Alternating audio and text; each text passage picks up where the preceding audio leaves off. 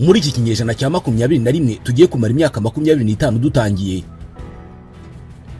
hari abategetsi benshi ba Afrika bahirizwe ku butegetsi, ariko bitandukanye n'ikinyejana cyabanje cya 20 ntabwo ari benshi biciwe ku butegetsi. Iki kinyejana kigitangira, umwe muri bake baguye ku butegetsi ni Laurent Désiré Kabila wategekaga Repubulika ya Demokarasi ya Kongo. Dore uko uyu mugabo yinjiye muri politike ndetse nuko yaje kwicwa. Hari kuwa kabiri ku itariki ya 16 y'ukwezi kwa mbere mu mwaka wa 2001. Icyo gihe umusirikare muto yarashe umugabo wari uyoboye igihugu cya kabiri mu bunini ku mugabane wa Afrika. Laurent Désiré Kabila yayoboraga Repubulika ya Demokarasi ya Kongo kuva mu 1997 ahiritse Mobutu ku butegetsi. Icyo gihe kuri uwo munsi muzehe nkuko bakundaga kumwita Laurent Désiré Kabila yari mu myiteguro yo kwitabira inama ya 21 yagombaga guhuza abayobozi b'ibihugu bya Afrika n'Ubufaransa. Yagombaga kuba bukeye bwaho ikabera Yaoundé muri Cameroun. Yari mu biro bye bya Palais de Marbre biherereye mu karere ka Binza i Kinshasa. Yari yiriwe mu mirimo ye isanzwe yo kuyobora igihugu, agirana ibiganiro n'abantu batandukanye. Ahagana saa 7 z'amanywa nibwo Caporal Rachidi Kasereka yanyuze muri humye abashinzwe kurinda Perezida Kabila, ababwira ko agiye kumusuhuza. Akimugeraho ahita amurasa urufaya rw'amasasu. Amurasa hari uwitwa Mota wari umujyanama we mu by'ubukungu wari kumwe nawe baganira. Uyu ngo yahise yihutira guhuruza abasirikari bari hanze. Umwe muri abo basirikari witwa Colonel Kapende akiyasesekara yasanze Perezida Kabila aryamye hasi avirirana. Abandi basirikari bahise bakurikira Kasereka Rachidi wari umaze kurasa Perezida. Umwe amukubita isasu ku kuguru abandagara hasi, abandi bamurasa urufaya rw'amasasu mu mutwe arapfa. Hari nyuma y'akanya gato rwose arashe Perezida Kabila nawe ahita agwaho. Nyuma uyu Colonel Edi Kapende bivugwa ko ari na mubyara wa Perezida Kabila yaje gutabwa muri yombi arafungwa ashinjwa uruhare mu rupfu rwa Perezida Laurent Désiré Kabila. We yavugaga ko abeshyerwa, ariko abamushinjaga baragiraga bati niba koko nta ruhare ufite mu rupfu rwa Perezida Kabila, kuki warashe Rachidi mu cyico utabanje kureka ngo nibura abazwe avuga uwamutumye. Batubwa impamvu wishe Rachidi nuko utashakaga ko avuga bamutumye wari ufite aho uhuriye nabo. Colonel Edi Kapende na bagenzi be 30 bamaze imyaka 17 muri gereza nkuru ya Makala iri mu mujyi wa Kinshasa, aho nyuma y'urupfu rwa Perezida Laurent Désiré Kabila bakatiwe urwo gupfa, ariko igihano cyabo kiza guhindurwamo igifungo cya burundu. Gusa ubwo Perezida Tshisekedi yageraga ku butegetsi akagirana ibibazo bikomeye na Joseph Kabila yasimbuye, kimwe mu bikorwa yakoze bikanavuga ko ari ukumukina ku mubyimba nuko yafunguye Colonel Edi Kapende anamuha akazi. Gusa kugira n'uyu munsi urupfu rw'uyu mugabo Laurent Désiré Kabila ruracyari mu rujijo, kubera ko hari amashusho yakwirakwijwe ku mbuga nkoranyambaga Kapende akiri muri gereza avuga ko abagize uruhare mu rupfu rwa Kabila bidegembya mu gihe inzirakarengane nkawe zirimo kuzira ubusa muri gereza. Mu kanya gato nyuma yo kuraswa kwa Perezida Kabila, kajugujugu ya gisirikare yahise kumutwara kubera ko yari atarashiramo umwuka. Bajya kumuvurira mu ivuriro rya Ngaliema riri Kinshasa. Akimara kugezwa mu bitaro mu gihugu by'umwihariko mu mujyi wa Kinshasa, abantu batangiye kugira ubwoba. Hanacicikana ibihuha bitandukanye birimo ko General Major Joseph Kabila Kabange, umuhungu wa Laurent Désiré Kabila, ngo nawe yaba yishwe agerageza guhorera se. Ariko aya makuru yose yaje kunyomozwa n'uwari Minisitiri w'itumanaho Dominique Sakombi, wanavuga ko Kabila atapfuye ahubwo ko arimo kuvurirwa mu bitaro. Nyuma y'amasaha menshi Kabila ajyanwe kwa muganga, abantu bose baba b'imbere mu gihugu ndetse nabo mu bindi bihugu bari bategereje kumenya uko biri bugende. Robert Gabriel Mugabe wari perezida wa Zimbabwe wari wanitabiriye inama ya France Afrique yaberaga muri Cameroun, ngo yahise asubika iby'iyo nama igitaraganya asubira muri Zimbabwe yitegura gukurikirana uko ibintu bimeze muri Kongo Kinshasa. Anasaba Kongo ko Kabila yazanwa muri Zimbabwe nkuko Kikaya bin Karubi wari ambasaderi wa Congo i Harare yabibwiye Jeune Afrique. Jean-Claude Vwemba wari uyoboye ishyaka rya Mouvement du Peuple Congolais ritavugaga rumwe n'ubutegetsi muri Congo, yavuze ko muri icyo gihe n'ubundi Kabila yari afite ibyago byinshi by'uko ibyamubayeho n'ubundi byamubaho. Ati byari akavuyo hafi ya Kabila. Mu biro bye twarinjiraga tugasohoka uko tubishaka. Abajyanama, abaministre ndetse n'abakozi bato rwose binjiraga uko bishakiye, bakarogoya ibiganiro yabaga agirana n'abantu batandukanye baje gusinyisha inyandiko runaka. Ngo hari n'abazaga kuvuga ko haje umushyitsi cyangwa se yewe ngo baje no kumusuhuza. Kuva Laurent Désiré Kabila yagera ku butegetsi, yahinduye ibiro inshuro zirenga 3 ashakisha aho gukorera hatuma yumva atekanye. Bwa mbere ngo yabanje gukorera mu ngoro izwi ku izina rya Palais de la Nation i Kinshasa. Ariko kubera ko yari ku nkombe z'uruzi rwa Congo ruri hagati y'imijyi ya Kinshasa na Brazzaville, yagize amakenga ko ashobora kuzaraswa n'abasirikari bahoze ari aba Mobutu bari barahungiye mu mujyi wa Brazzaville. Bidatinze Kabila yahise yimukira mu bindi biro biri ahitwa Cité de l'Oyoa. Ariko hangango yahangayikishijwe cyane nuko azajya agera ku kazi anyuze rwagati muri kimwe mu bigo bya gisirikari atari afite icyizere cyitwa Camp Chachi. Cyarimo uruvangitirane rw'ingabo zirimo na bamwe mu bahoze barinda Mobutu bari bazwi nka DSP, Division Spéciale Présidentielle. Uko niko Kabila byamwanze mu nda, agasoreza ubuzima bwe mu ngoro yindi izwi nka Palais de Marbre. Ahangaha ngo yari ahizeye cyane kubera ubutumburuke bwaho bwari buri hejuru cyane. Ahantu nk'umusirikare yabonaga habereye umutekano we, gusa niho yaje kugwa. Amakuru yatangiye gucicikana avuga ko President Laurent Désiré Kabila ashobora kuba yapfuye, ariko ubutegetsi i Kinshasa bwari bwabigize ibanga. Ku nshuro ya mbere nyuma y'amasaha 2 Kabila ajyanywe kwa muganga, serivisi z'ubutasi za Uganda nizo zabaye za mbere mu kwemeza ko Kabila yapfuye, nubwo abayobozi b'imbere mu gihugu bakomezaga kubihakana. Gusa aya makuru yaje no kwemezwa n'Ububiligi binyuze kuri Minisitiri w'Ububanyi n'Amahanga Louis Michel mu masaha ya 4 z'ijoro. Anemeza ko Kabila yabaziza akagambane k'abajenero batari bishimiye kuvanwa mu myanya kwabo. Nyuma n'abayobozi b'imbere mu gihugu baje guhita bemeza iby'aya makuru y'urupfu rwa President Laurent Désiré Kabila. Ahita asimburwa n'umuhungu we General Major Joseph Kabila Kabangu by'agateganyo. Nyuma yaje no gutorerwa kuyobora icyo gihugu kugera mu 2018 ubwo yasimburwaga na Félix Antoine Tshisekedi uyoboye iki gihugu ubu ngubu. Ku itariki ya 18 mu kwezi kwa mbere mu 2001, mu gihe inama y'abakuru b'ibihugu bya Afrika n'Ubufaransa yari irimbanije i Yaoundé, abari bayirimo ngo batunguwe no kumva Perezida wa Togo General Gnassingbé Eyadema abahagurutsa, abasaba gufata umunota umwe bakunamira mugenzi wabo Kabila wari umaze kubavamo. Kuva ubwo isi yose imenya bidasubirwaho ko Kabila yashizemo umwuka. Nyuma y'urupfu rwe ndetse na nyuma y'uko wari wamurashe nawe yari amaze kwicwa, hatangiye iperereza ryo gushakisha abagize uruhare mu rupfu rw'uyu mugabo. Abantu 85 bahise batabwa muri yombi, barafungwa, bakurikiranwaho uruhare muri iki gikorwa. Bamwe bakatiwe igihano cy'urupfu, abandi bakatirwa imyaka myinshi y'igifungo, bamwe baricwa, abandi bagwa muri gereza, hari n'abagiye barekurwa.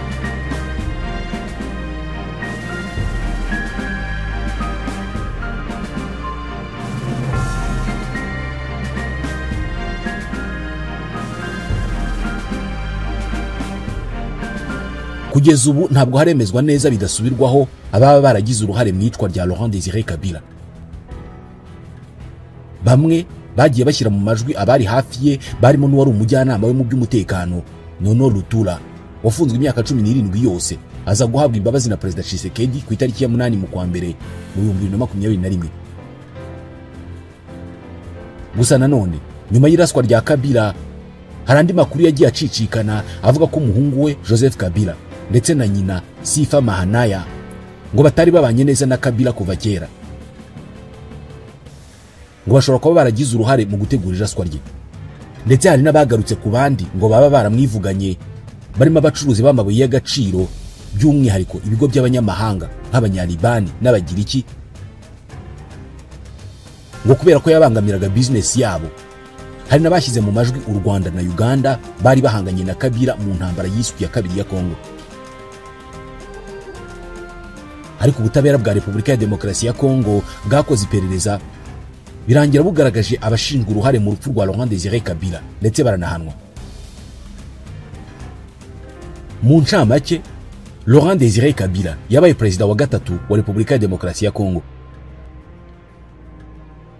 Yagiye ku butegetsi ku itariki ya 17 kwa gatanu mu 1997 nyuma yo guhirika ku butegetsi Marshal Mobutu Sese Seko. Yishwe afite imyaka 62 y'amavuko kuko yari yaravukiye mu mujyi wa Moba ku itariki ya 27 y'ukwa 11 mu 1939. Ubu ni mu ntara ya Katanga. Laurent Désiré Kabila yari wo mu bwoko bw'abaluba, gusa akiri umusore muto yinjiye mu bijyanye n'intambara ubwo igihugu cye cyabonaga ubwigenge. Intambara isa n'iyamuhinduye umunyapolitike. Yabaye umurwanyi n'umunyapolitike imyaka irenga 30 yose kugera ageze ku butegetsi mu 1997, ahiritse umugabo yahanganye nawe igihe kirekire, Mobutu. Mu gihe yari amaze gusoza iby'amashuri, Kongo yabonye ubwigenge. Nyuma y'igihe gito, mu kwezi kwa 9 mu 1962, ubwo hashyirwagaho leta nshya ya Katanga y'Amajyaruguru, Laurent Désiré Kabila yatowe nk'umudepite muri iyo ntara. Gusa nyuma y'umwaka umwe mu 1963, yahatiwe kwegura ashinjwa gushyigikira ibitekerezo bya gikomuniste. Byari icyaha gikomeye kubikora muri Kongo ya nyuma yo kwicwa kwa Patrice Emery Lumumba. Laurent Désiré Kabila nk'umuntu wigaragaje nk'ushyigikiye ibyo bitekerezo, yakoranye cyane n'abari bashyigikiye ibitekerezo bya Lumumba bashakaga kwerekeza Kongo mu mutwaro ya gikomuniste. Aba rero batangije umutwe bise Simba, utangiza ibitero ku ngabo za leta ya Kongo mu myaka ya za 60. Mu 1965, Laurent Désiré Kabila yashinze umutwe w'abarwanyi wari ufite intego yo gufata ubutegetsi muri Kongo. Ariko uyu nguyu washegeshwe ndetse usenywa n'igisirikare cya Mobutu. Laurent Désiré Kabila n'abandi basangira ngendo bari kumwe mu kurwanya ubutegetsi bwa gikapitaliste muri Kongo babonye ubufasha bwa Cuba yategekwaga na El Comandante Fidel Castro n'umusangira ngendo we Ernesto Che Guevara. Ndetse ubwe Che Guevara, umurwanyi w'impinduramatwara, yaje muri Kongo gufasha abo barwanyi barimo na Kabila bari bashyigikiye ibitekerezo bya gikomuniste. Ariko ngo Che Guevara ageze muri Kongo yasanze abarwanyi b'abanyekongo nta kigenda rwose, batari ku murongo, nta myitozo, nta kinyabupfura cya gisirikare. Ahita abona neza ko ntacyo bazageraho, ahitamo kuvaho yigira muri Bolivia. Nyuma yo kugera ku butegetsi kwa Mobutu, akabona inkunga y'Abanyamerika, yashegesha biyitiriraga guhangana n'amatwara ya gikomuniste. Ndetse abagabaho ibitero byinshi, baratatana, barahunga. Laurent Désiré Kabila ibyo kurwana abonye bitazakunda, ahitamo kwibera impunzi y'umunyapolitike, ashinga ishyaka aryita Parti de la Révolution du Peuple, PRP. Ajya kwiturira muri Tanzania, ahaba nk'umunyapolitike utavuga rumwe n'ubutegetsi bwa Marshal Mobutu. Ariko mu myaka ya za 70 na 80, mu gihe cy'ubuhangange bwa Marshal Mobutu, Kabila yasaga naho ibya politike yari yarabifashije hasi, asigaye yikorera business yo gucuruza zahabu na diama n'andi mabuye y'agaciro yavaga mu burasirazuba bwa Kongo. Ni business yakoraga atuye muri Tanzania, aho yari yarahawe ubuhungiro. Mu myaka ya za 80 na 90, muri Uganda n'u Rwanda habaye intambara zo kubohora ibihugu. Uganda yafashijwe cyane na Mzee Julius Nyerere, waje gutuma habaho kumenyana hagati ya President Museveni na Laurent Désiré Kabila. Jenoside yakorewe abatutsi igihagarikwa mu 1994. Abayikoze na leta yiteguye ikanayishyira mu bikorwa bahungiye muri Kongo n'ingabo zabo n'abaturage basaga miliyoni 2. Maze abakoze jenoside bashyigikiwe na Mobutu bahabwa ubufasha bwo kujya batera u Rwanda. Icyo gihe leta y'u Rwanda yanze kubyihanganira, ishaka ko ikemura icyo kibazo cy'umutekano muke. Perezida wa Repubulika Paul Kagame yasabye umuryango mpuzamahanga kugira icyo ukora kuri icyo kibazo, ariko birananirana. Nibwo havutse igitekerezo cyo gukuraho Mobutu binyura mu gushyigikira abari basanzwe barwanya ubutegetsi bwe, kubera ko byabonekaga ko umutekano urambye wifuzwa utashoboraga kuboneka mu gihe abagambiriye kuwuhungabanya bari barahawe rugari mu baturanyi. Nuko rero u Rwanda mu gushaka igisubizo ku mutekano warwo wari ubangamiwe, rwahuje bamwe mu banyekongo bari bafite amashyaka yarwanyaga ubutegetsi bwa Mobutu, babaha ubufasha batangiza intambara kuri Mobutu. Abanyekongo bahujwe barimo Laurent Désiré Kabila nyine wari ufite ishyaka rya PRP, barimo Deogratias Bugera wari ufite ishyaka rya ADP, barimo Anselme Masasu Nindaga wari ufite ishyaka rya MRLZ, ndetse na André Kisase Ngandu wari ufite ishyaka rya CNRD. Aya rero niyo yahujwe avamo ihuriro bise AFDL, Alliance des Forces Démocratiques pour la Libération du Congo. Ryari ihuriro ryari rigamije kubohora Zaire yari imaze imyaka 32 mu biganza bya Mobutu. Byemezwa ko Perezida Yoweri Museveni ari we wahuje Laurent Désiré Kabila n'u Rwanda, narwo rumufasha byose kugira ngo arwanye Mobutu wafashaga kandi agatera inkunga interahamwe n'abacengezi basize bakoze jenoside yakorewe abatutsi mu Rwanda.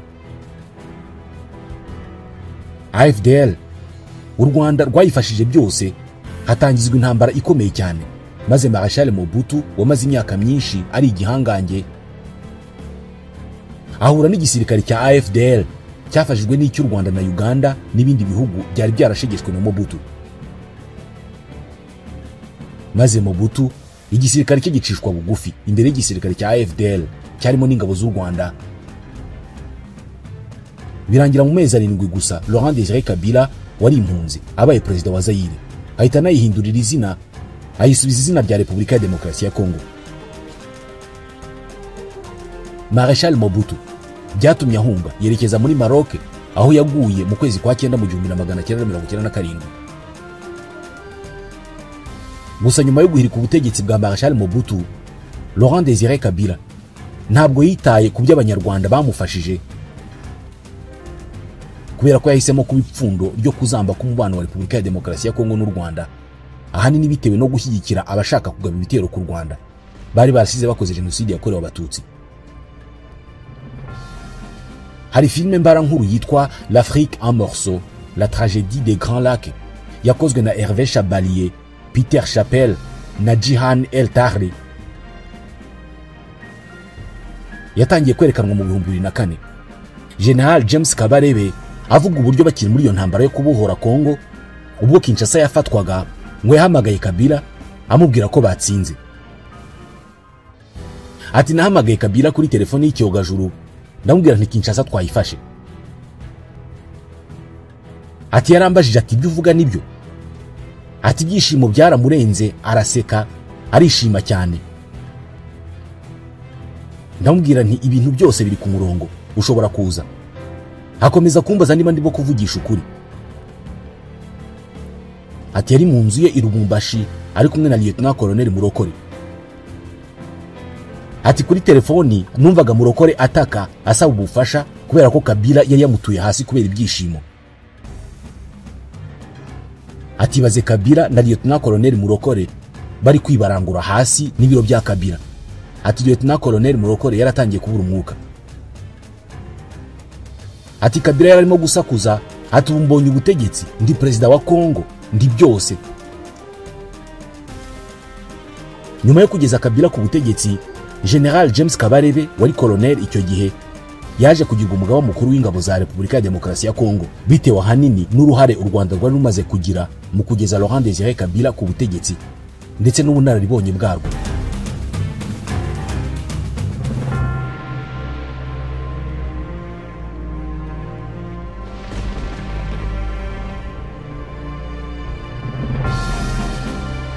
nyuma hatangiye kuza umwuka mubi hagati y'ingabo z'u Rwanda n'iza Repubulika ya Demokarasi ya Kongo. Kabila atangira gushinja u Rwanda kwiba imitungo kamere y'igihugu cye, aho nyuma y'amezi 6 gusa ubufatanye bwarangaga izi impande zombi bwahise buzamo ibibazo. General Kabarebe ati Kabila yashinje twebwe abanyarwanda ko mu buryo bw'ibanga twari turimo kwiba amabuye y'agaciro ya Kongo. Ati giye mu buzima bwanjye sinigeze njya muri magendo, sinigeze mu buzima bwanjye haba muri Kongo cyangwa se ahandi njya mu bintu bya magendo. Ati ntabwo ari cyo cyanjyanye muri icyo gihugu. Yavuze ko akibimenya yahise asaba kwegura. Kabila amusaba kuba aretse, aramwinginga rwose ati mwadukoreye byinshi ntabwo mwagenda gutya. Bidateye kabiri mu kwezi kwa munani mu 1998 Desire Kabila yahise ahagarika umubano n'u Rwanda, yirukana ingabo z'u Rwanda ku butaka bwa Kongo, ndetse atangira gucudika n'abagize uruhare muri jenoside yakorewe abatutsi bari mu buhungiro mu gihugu cye.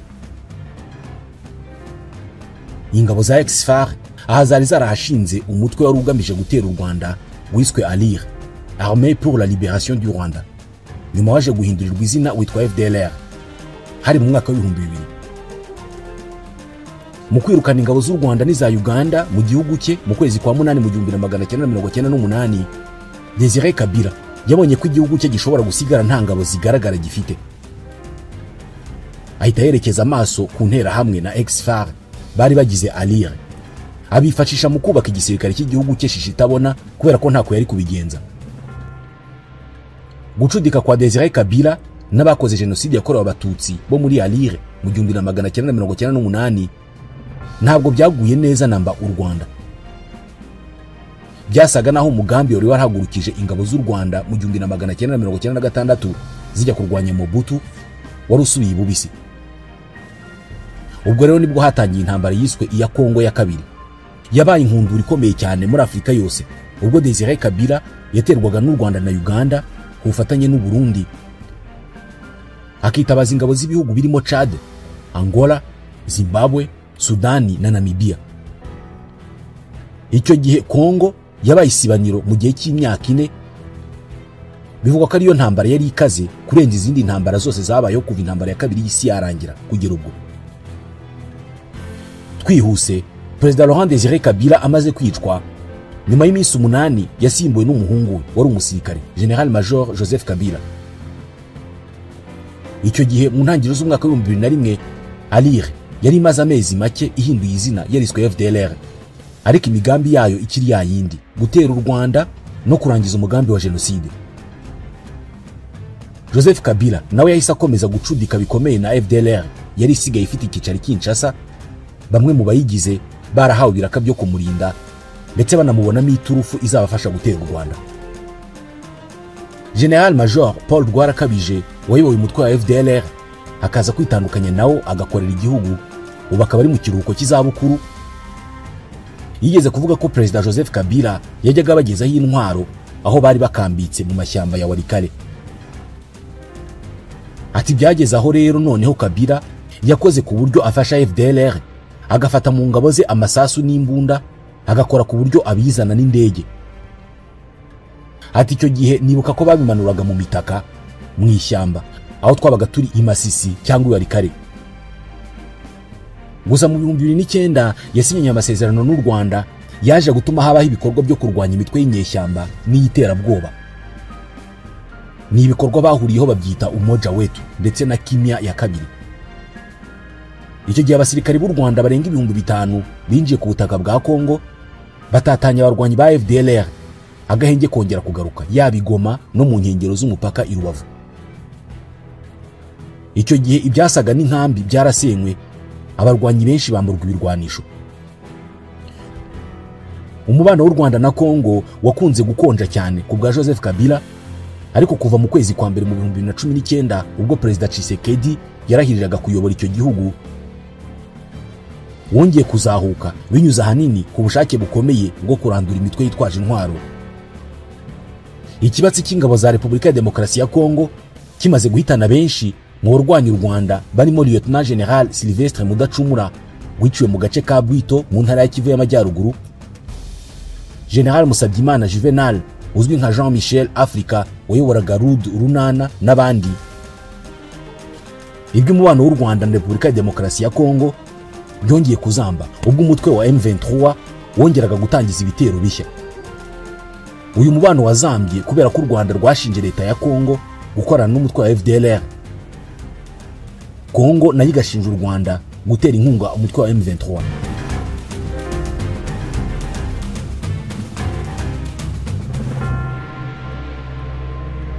Ibyo Mobutu yatangiye mu 1994, Laurent Désiré Kabila abikomeza mu 1997. Umuhungu we Joseph Kabila abikomeza nk'umurage. Nanone ubu Antoine Tshisekedi Chilombo niwe ugezweho. Kuva mu myaka 30 ishize, u Rwanda rwarahiriye kurinda umutekano warwo, ndetse n'ubu ruvuga ko ingamba zo kurinda umutekano w'igihugu zashyizweho zizakomeza kugeza ikibazo cy'umutekano utezwa na FDLR ku butaka bwarwo kibonye igisubizo burundu.